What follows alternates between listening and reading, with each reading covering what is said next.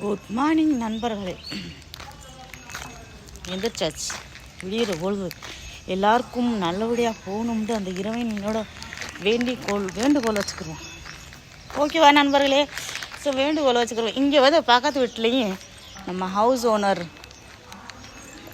பேரை ஏதோ மறுபடியும் ஒரு குட்டி கலாட்டா பண்ணிட்டானுங்கன்னு நினைக்கிறேன். ஸோ ஏதோ ஒரு பேச்சு கால் போய் கிடந்துச்சு குசு குசு குசுண்டு காது கேட்காம. சரி கொஞ்சம் நேரம் கழிச்சு தான் கேட்டு அது நியூஸ் வரும்.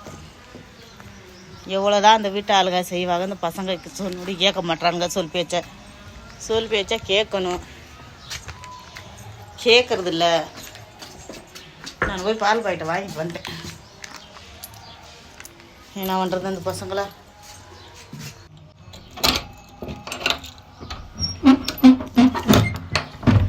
சொல்கிறத கேட்குறதில்ல அந்த பசங்க. எவ்வளோதான் அவங்களும் செய்வாங்க.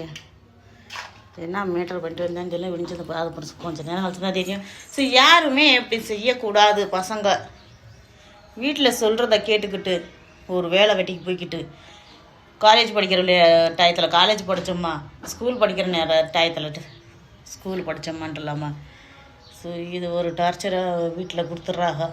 ஸோ தயவு செஞ்சு யாருமே அப்படி வீட்டில் பசங்க டார்ச்சர் கொடுக்கக்கூடாது. ஓகேவா? ஸோ நாங்கள் சொல்கிறத கேட்டால் நல்லது, கேட்கலண்டா உங்கள் இஷ்டம். பாய்.